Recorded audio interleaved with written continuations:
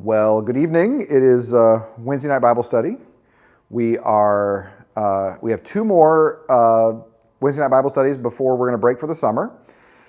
And small in number here. I assume the heat is keeping people away, but we are going to take these. Hey, Bob, we're going to take these next couple of weeks and talk about just a brief history of Israel-Palestine. I get this question a lot, and I wonder if other Old Testament professors get this question a lot. It's like, can you tell me about Israel-Palestine? Well, my expertise is a little older than that, but I have been to Israel and Palestine several times. In '93, I was there 2 months on an excavation. In '98, I was there 2 months on an excavation and tour. And then I've led a couple of 2-week tours and 1-week tours as well. So I've spent quite a bit of time in country, but really had sort of a life-changing event in 2008. We're going to talk about that next week, but I kind of wanted to sort of walk through the overall history that kind of can help explain a little bit of how we get here, because that's the question a lot of people have to ask is how we get here. It's hard to talk about this topic. It is such a politically charged topic. The terms that I'm going to use, if I use terms that sound politically charged, I promise that in my estimation, it's because I feel like they best represent the situation. But more than that, Israeli and other human rights organizations use the same language, and so I'm not making that judgment call by myself on that one. So. Bet Salem in particular is one that is an Israeli human rights group that works hard to try to work for peace, as so many do. So are we good? We have people and great questions from you two before we get going. So thanks for braving the heat this evening to come all the way out here. So. As we get going this evening, I do want to just a quick reminder of scale, because I think sometimes this is something we forget in Israel-Palestine. So on the left, I have a map of Israel-Palestine that was hand-drawn by a friend of mine who himself now has a degree in, what is it, GIS? Was that Geographical Information Science now? And anyway, he's also an archaeologist, and it's the person after whom Daniel is named. So he hand-drew this, and this is exactly the same scale of Northern Virginia overlaid. So this is Washington, D.C., for those of you who don't recognize the county you're in. And so Fairfax and Loudoun here. So basically what I'm saying, if Jerusalem is here, Tel Aviv is here, the distance from Jerusalem to Tel Aviv is about from here to Leesburg. From Dan to Beersheba, which was the ancient borders of ancient Israel, Dan is up here, Beersheba is down here, is within 15 miles of Baltimore to Richmond. So Israel's distance is Baltimore to Richmond down and McLean to Sterling across. That's basically what I'm suggesting in the classical scale there. So I just think that's a helpful reminder of this, just how close together everything really is. And we'll talk about, on my presentation July 13th, we'll talk about the difference in geology in that really limited geographical area, which I think actually does affect the history, but I think it's helpful just to get a sense of scale there. So why is this tiny piece of land so important? What's the 3 most important things in real estate? Location, location, location. And this area here is the only land bridge between Africa and Asia. And historically, that's what has mattered to it forever. So in the ancient times, it was Egypt and the Hittites, or Egypt and the Assyrians, or Egypt and the Babylonians, or the Ptolemies and the Seleucids. But it was always who controls this area. In modern times, it's the Ottomans and the Egyptians we find in the end of the 19th century. So it's always a matter of who controls this is a major issue. So just a reminder of where things sit. I think that's helpful. So questions before we get going? All right, so we know where we are. Good. So we'll talk first about the word Zionism. This is a word that's talked about a lot. Zionism existed for a long time in the sense that it is a priority of Zion, the mountain of the Lord. it existed in a religious sense throughout history. Jewish people were exiled from Jerusalem by the Romans in the early 2nd century. This was the revolt of Simon Bar Kokhba, sometimes called the Second Jewish Revolt. But they still maintained a vibrant presence in the rest of the land. So they weren't allowed in Jerusalem, but Jamnia in the north was where the Sanhedrin moved and where some canonical decisions were made. Tiberias was a major site as well. So they were there. By the first millennium, by 1000, there are estimates of 300,000 Jews in Palestine. So a large number, really, contingent of Jews in Palestine. But after the Crusades, only about 1,000 Jewish families remained. Crusades, sometimes they would kill Jewish people before they left towns in Europe. Many of the Crusades were financed by Jewish bankers that then were killed before the Crusaders left the town in Europe on the way to the Middle East. And when they got to the Middle East, they were pretty indiscriminate about who they were killing. So by some estimates, about 1,000 Jewish families remained after that.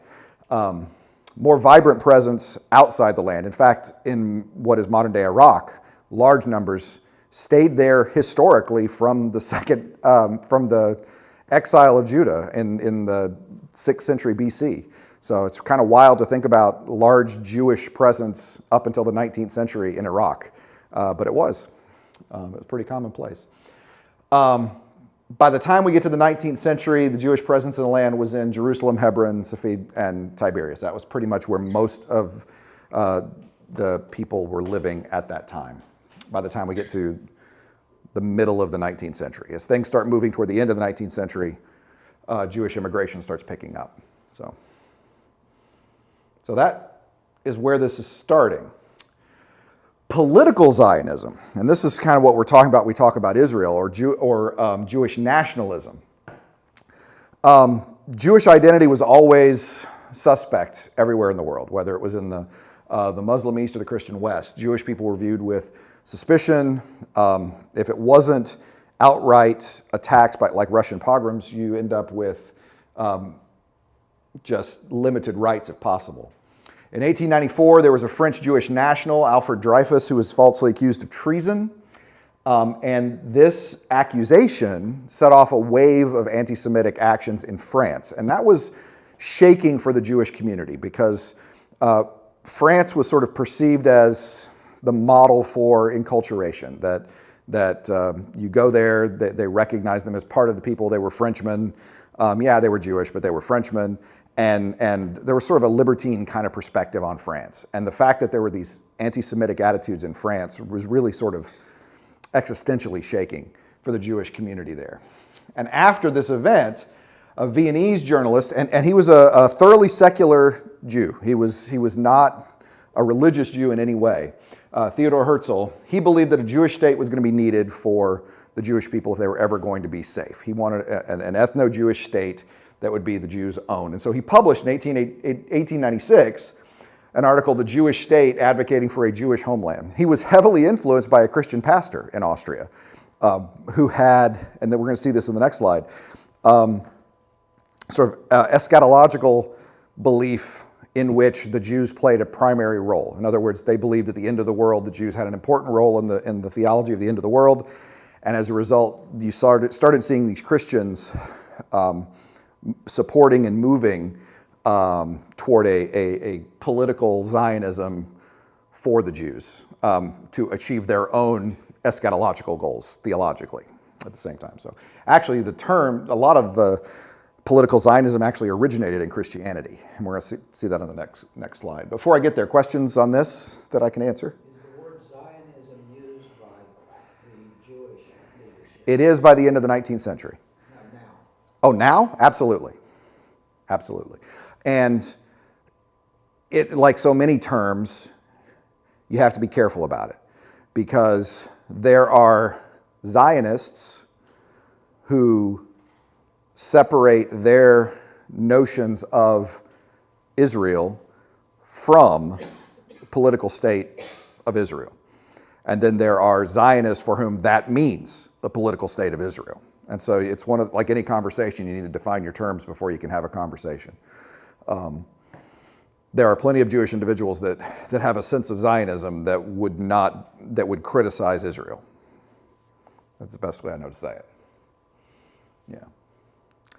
But actually, Christian Zionism is 50 years older than Jewish political Zionism, which is still wild to me. Christian, missional, and eschatological, and I'm going to say it, frankly, anti-Semitic concerns. Because there was, as I said, there were Jewish presence in Western countries was viewed with suspicion. And so on the one hand, yeah, we've got these end of the world expectations, and the Jews play a role in that. And if they have their own homeland, it speeds the end of the world and the coming of the Messiah, and they won't live here. I mean, that really was a sense of you all need your own homeland so they don't live here. Yeah. If you have your own country, we don't have to worry about them in our country. And so it was a support for a Jewish homeland, but it wasn't necessarily done out of, this commitment to Jewish life. And it was actually Christians that came up with the Zionist slogan that became a very popular one in the early years, a land without a people for a people without a land. So completely erasing and ignoring the large Palestinian presence that was there. They were just interlopers, just land for a people without a land. So I always find this part of the story very interesting, that Christian Zionism predates Jewish political Zionism. And we'll see that's a theme that carries on, actually, through even the Balfour Declaration in the 20th century. So, how are we doing? A lot of history tonight. So. And is this, and when we talk about the eschatological, it's like a certain type of revelation? Correct. Mostly that is... Yeah, it's sort of a dispensational premillennialism, which is just, it's coming out of Scotland, and it's just in its infancy at this time. But also, it was not just that. It was that. It was that, and the way you read Revelation and the 144,000 and what that means and all of that. But postmillennialists did this too. Postmillennialism, we're going to talk about all our theories of the end of the world here, but postmillennialism was very popular in the 19th century. And Baptists in particular were very postmillennial because all of our mission movement folks were. William Carey was a postmillennialist, and Adoniram Judson, and it was because there was this belief that saving the world meant saving the world. And so, and part of that, saving the world means saving the world, was also, reading Romans and God not forgetting the Jews in Romans 9, 10, and 11. And so it was not, it was woven into that dispensational, Scottish premillennialism, but it also had within it some postmillennial, it snuck in postmillennialism thought as well, which is interesting to me. Because I get it in the dispensational side because of a hyper-literalistic reading of Revelation. I get that. The postmillennial one surprises me a little bit. So, yeah, I didn't think about having to define those terms, but yeah, that's true. That's what when I put missional, that's what I meant by that. Yeah. But yeah, it's still ironically anti-Semitic. We wouldn't think of support for Israel being anti-Semitic, but in many ways it was, you need to go, so you're not here. Yeah. Palestinian nationalism also had an interesting history. From the 20th century, from the end of Rome to the 20th century, Palestine was under the control of the Persians, the Arabs, the Crusaders, the Mamluks, and from the 16th to the 20th century, the Ottoman Empire. There's a lot of people controlling the people who lived there. Interestingly, in this 400-year control by the Ottomans, there is this 9-year period where the Ottomans lost control, and the Egyptians, with some modern warfare, modern tactics, actually gained control of Palestine. And they began conscripting people that lived there and heavily taxing people that lived there, which the people that lived there didn't like. And so the Palestinian Arabs rebelled against the Egyptians, and control eventually, thanks to an Ottoman-British connection, we okay? Okay. Thanks to an Ottoman-British connection, the Ottomans retook control of Palestine in 1839, 1840. But when the Ottomans regained control, they liked some of those ideas the Egyptians had. The taxing, that was a good plan.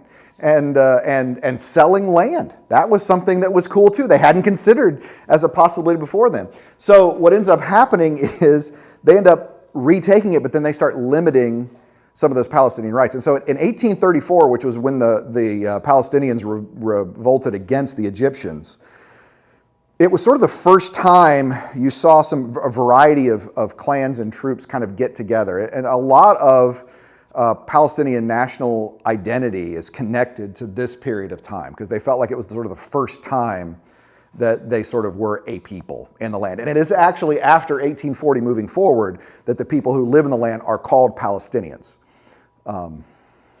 So you get a little more pan-Arab solidarity because you're against the Turks or the Kurds or, I mean, there's all sorts of ethnic groups that we have. I mean, it's one of the things people don't realize how diverse, even in the Crusades, right? The Saladin, this great Muslim control, was Kurdish. He wasn't Arab. So a lot more ethnicity there in the Near East than people give credit for. But we get more Arab solidarity after this event. How are we doing on this? I'm skipping a rock across the pond. It's an ethnic group. Obviously, the peninsula, the Arabian Peninsula, would be most connected to. But Egypt, Israel, Jordan, most of Syria, Lebanon would be probably identify mostly Arab. Then you have the Kurds a little further north, the Turks a little further north than that kind of idea. So, yeah. And it's one of those things where I'm always going to use the term ethnic because race is a social construct and you couldn't look at someone and tell, right? Because it's a cultural and ethnicity that you grow up in that regard. So, the early Jewish-Palestine relations were actually pretty good. I mean, even though when the Ottomans began to allow you to buy land, because prior to this, people working the land, it was their land, right? We've always been here, it's our land. The family gives the land to the kids, they work the land, and suddenly the Ottomans say, no, you know what, actually we're selling it to these other people. That started those first clashes with people because you started to get some migration, Jewish migration at the end of the 19th century, beginning of the 20th, and suddenly that the land that you've been farming for years isn't yours anymore. They have sold it now, and we've got some issues. But even so, the two communities did pretty well. Most of the fights were over land, but there weren't, attacks. There weren't. It was more disputes. You know what I mean? Where it's like, this has been ours. No, it's not, and it ends up being resolved one way or another in that time. But you start to see a lot of Jewish immigration or migration at this time. Why were the Jewish people migrating there? The increased anti-Semitic attitudes in Europe and Russia. Yeah. Mm-hmm. And there was always this sort of latent homeland, Israel idea, like that Zionism that existed over those 2,000 years, that there was an opportunity. And here was a chance. Some of these early migrants were some of the first kibbutzim in the land, these little bastions of communism that you get in Israel, these communities that have committed to live together. So it's a fascinating economic experience because here you have these communities that have committed to making financial commitments together. Everything is shared in common, right? Nobody gets a bicycle till everybody gets a bicycle kind of idea. And many of them have their own businesses. Some of them grow bananas and dates. One of them that in Bet Shan makes the carbonless carbon paper. They figured out how to do that. One of them, one of the greatest rebrandings ever, one of them domestically raised St. Peter fish, which you probably don't know about St. Peter fish, but you know it by its better marketed name, tilapia.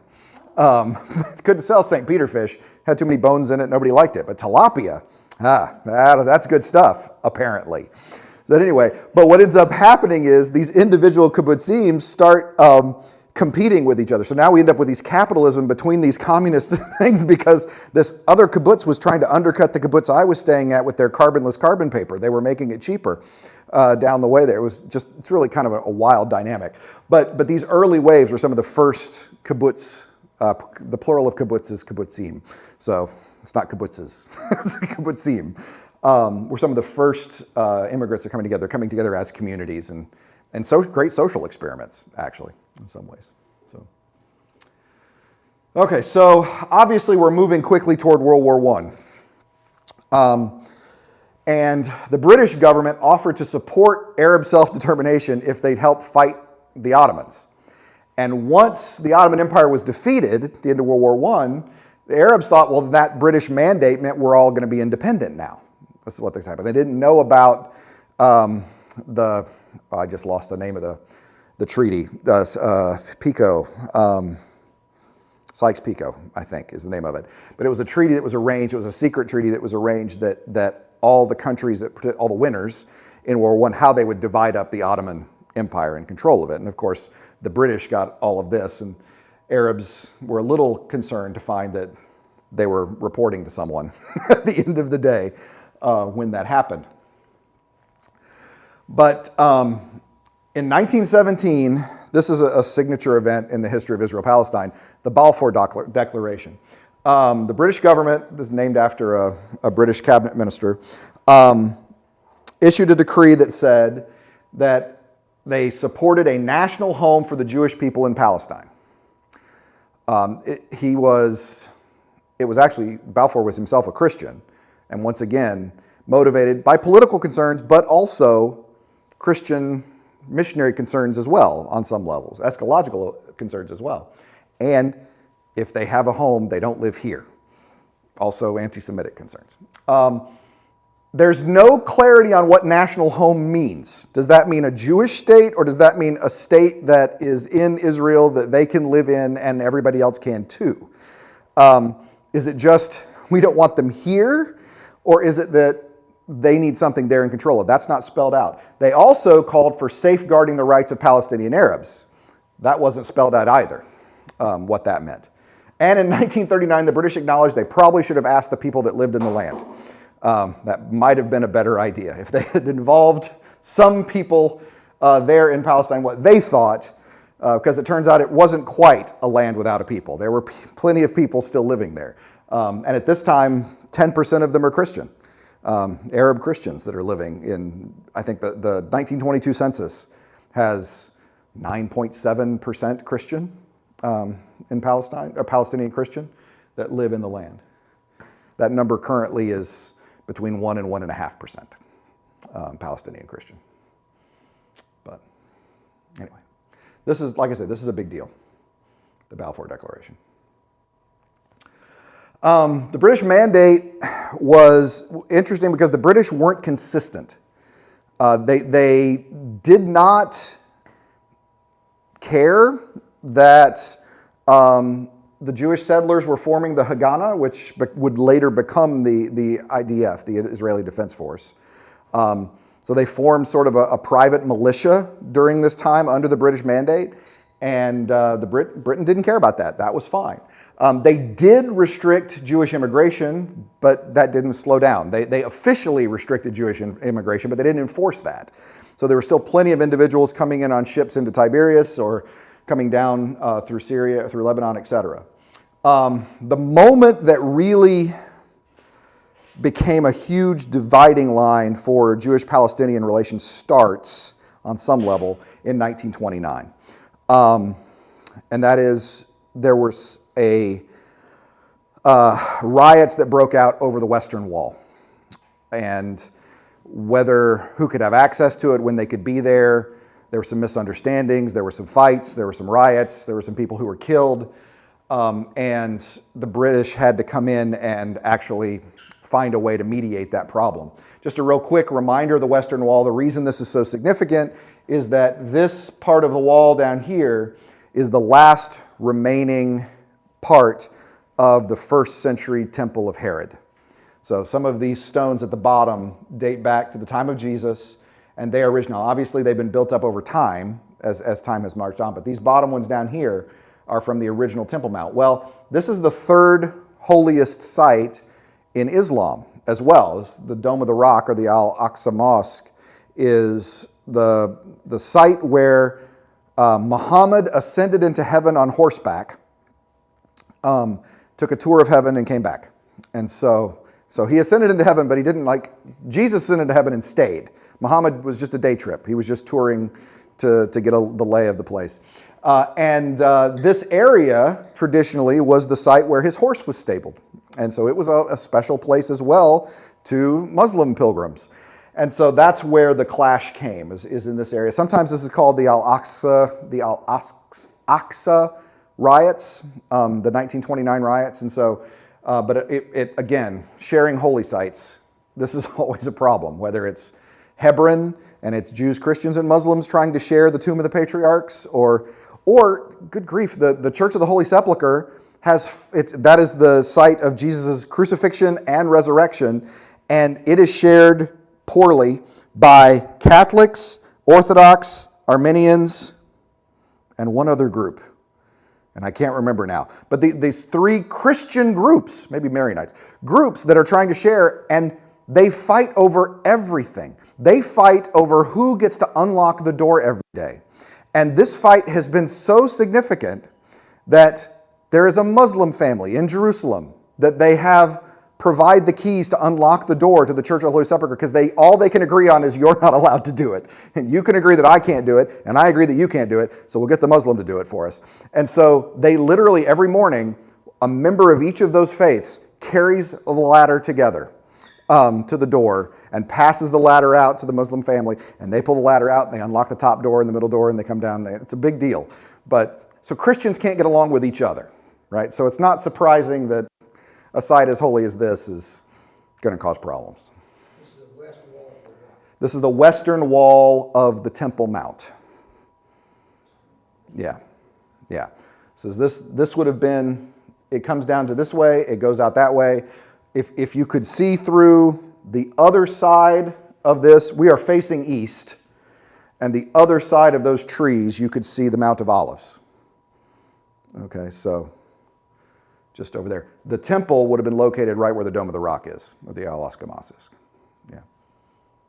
Mm-hmm.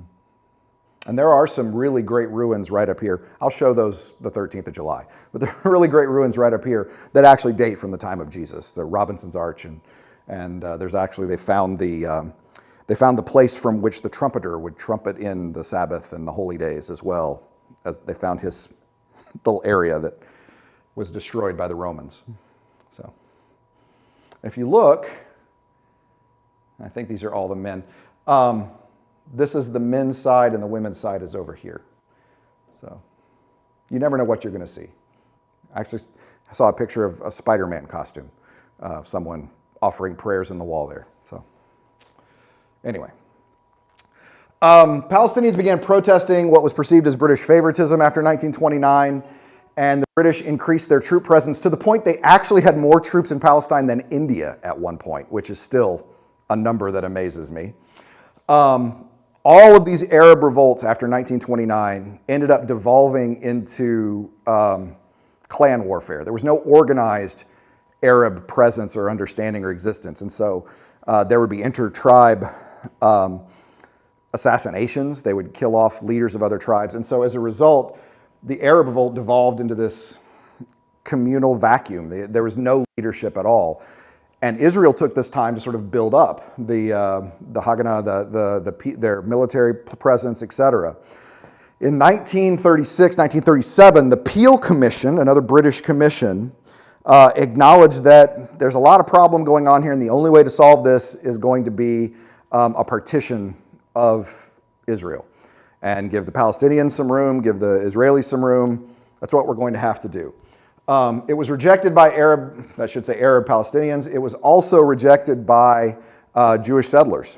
Arab Palestinians pretty well resoundingly rejected it, and part of the reason they did was they were concerned it was going to be, they thought the solution was a single state in which Jewish rights would be guaranteed.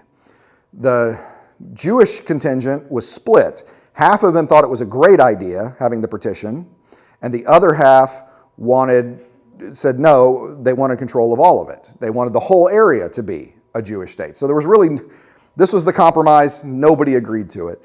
Although the Arabs usually get the credit for being the main rejectors, because there were some Jewish agreeers to this partition plan.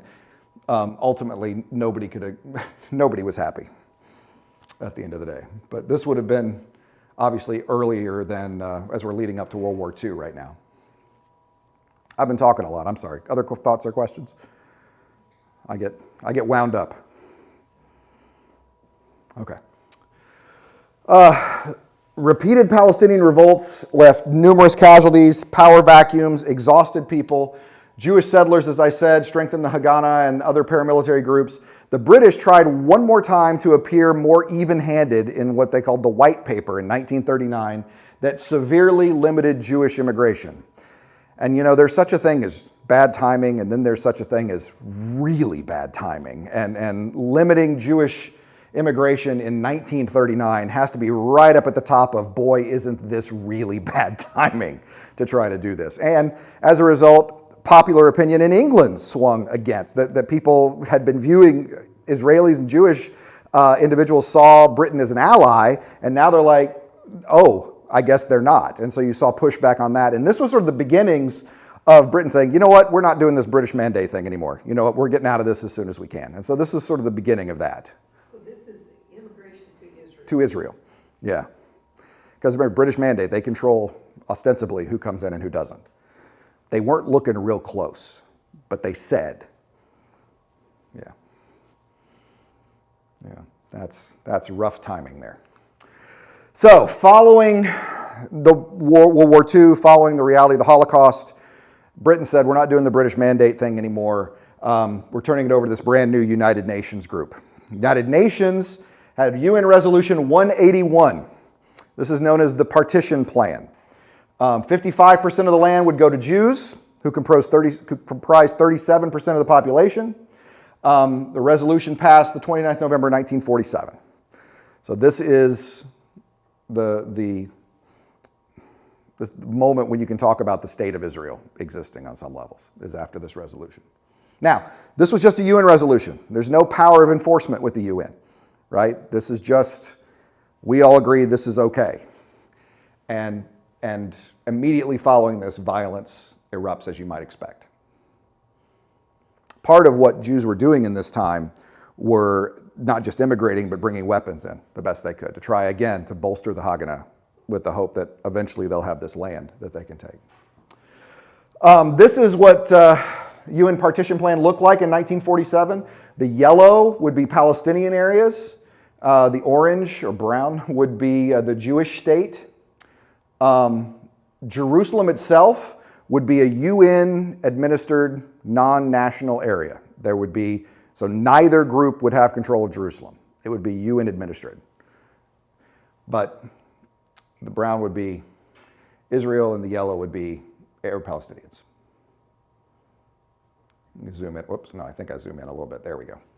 Is there a reason that it was partitioned like that? Because that looks really random. Population. Yeah, this is where most of the Palestinian presence was in these areas. Most of the Jewish presence was along these areas in the valley. Yeah.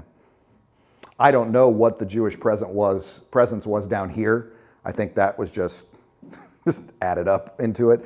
But I know a lot of Jewish settlement along the coast and around the Sea of Galilee, where there was already some Jewish population historically. Yeah. So this is the Gaza Strip, and this is the West Bank, called because it is the west bank of the Jordan River. So this is east, this is west. This is Jordan, this is Syria, this is Lebanon, this is Egypt. So how are we doing?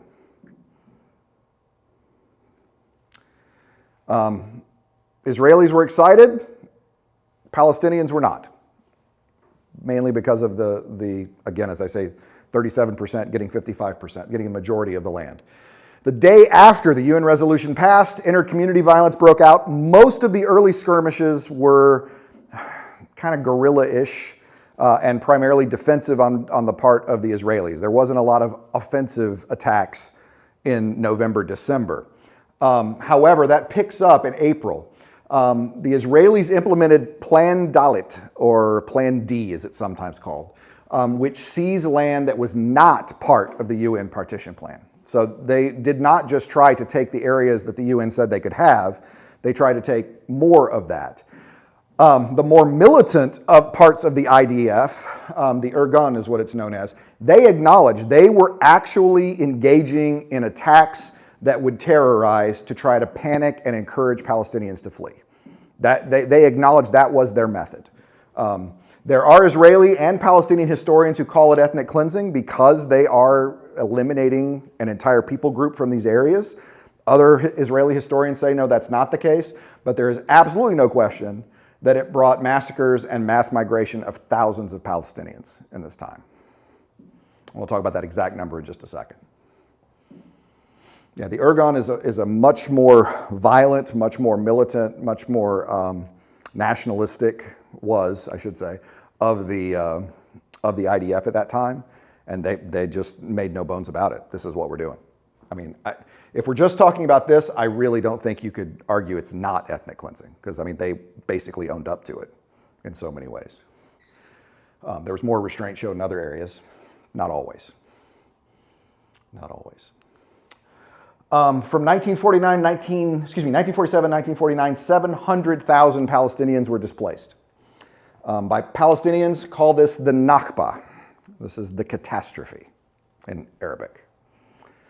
May the 15th, 1948, Israel declared independence. And for some reason, May the 14th is Israeli Independence Day. I'm not sure why, because this was the day they declared independence and were invaded by Syria, Jordan, Egypt, Lebanon, and Iraq. But it's the day before that they celebrate independence. I don't know. That's kind of like maybe the Declaration of Independence was signed on the 2nd of July, but we always celebrate the 4th. Maybe it's the same kind of thing. I don't know. In June of 1948, Israeli officials officially barred the return of any Palestinian refugees. So if you leave the country, you can't come back, in their mind. In 1949, an armistice was signed. They were all ceasefires. These are not peace treaties of any kind. For Israelis, the war for independence was the realization of a dream. They felt emboldened by this, that was considered miraculous, that God has done this. And Jewish refugees began resettling very often in the homes that they had forced Palestinians out of. A lot of times they would actually, the IDF would warn Palestinians to leave because they were going to bomb this town, and Palestinians would. And then they would resettle in some of those homes. Some of those cities were bulldozed and became shopping malls. So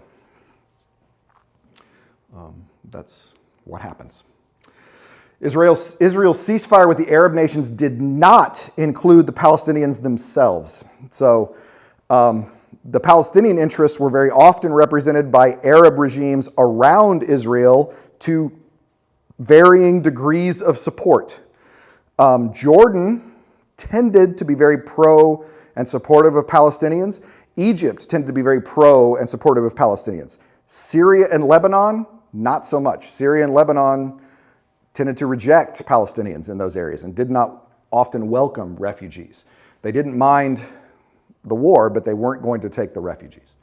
It would not be until the 1960s that the PLO emerged as a voice for united Palestinians in that time. So that's where we left things at the end of 1948. So what questions can I answer up to 1948?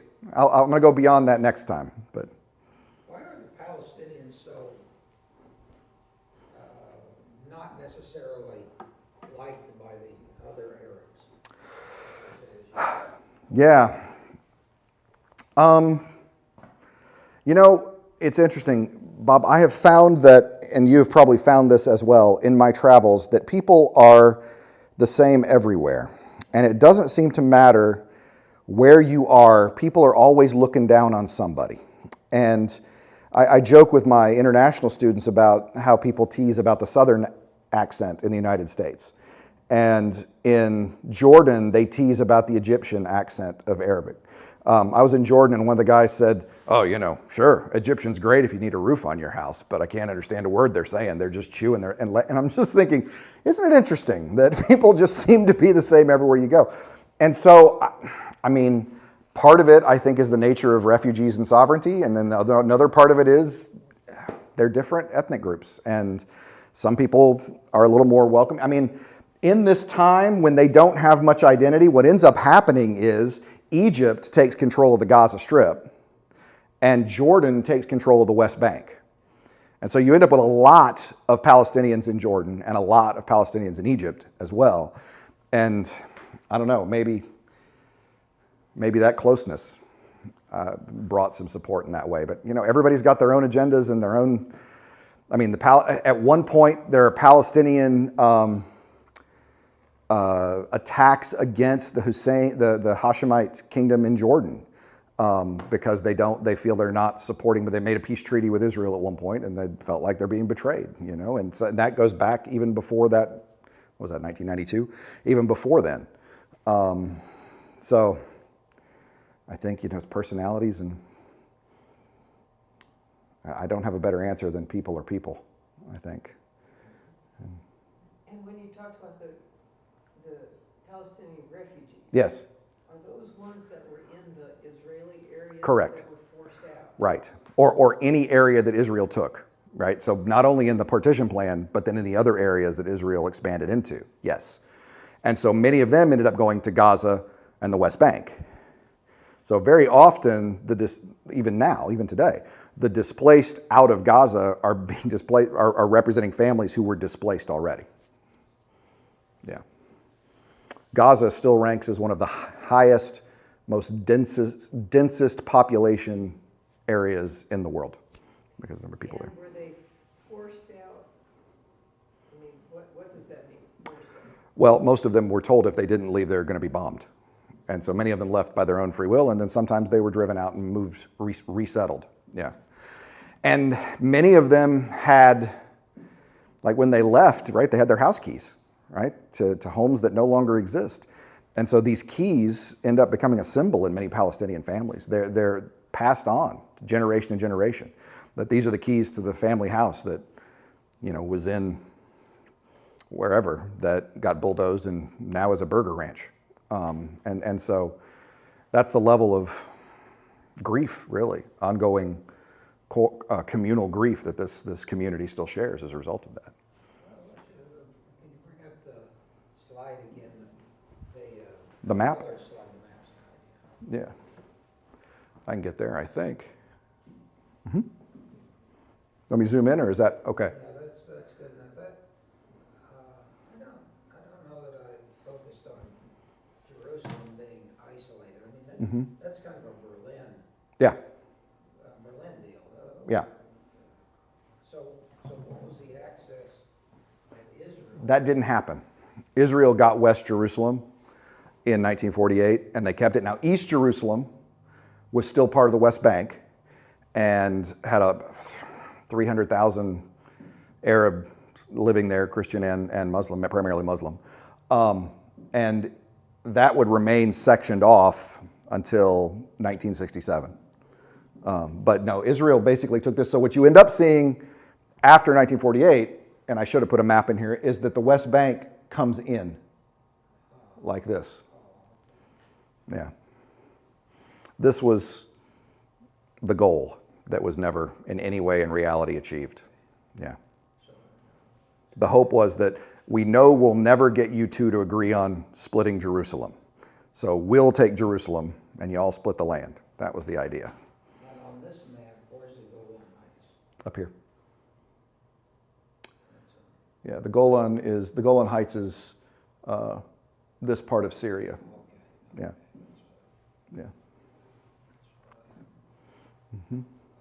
So it hasn't, because of geography, it doesn't figure into this current. Correct. It's not in the 1948 story. It's in the 1967 story. Yeah. Yeah. Yeah. Dan was up here and Beersheba was down here. That's biblical Israel. Dan to Beersheba, but this is Eilat and the Red Sea down here. And controlling the Sinai is also something that becomes an issue throughout the 60s and 70s. We'll talk about that next week.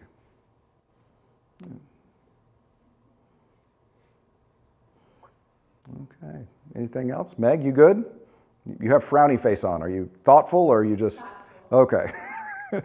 As long as you're not confused. It's hard to tell people's confused face and thoughtful face sometimes. My wife has that problem. So she confuses me all the time with her face. So, all right.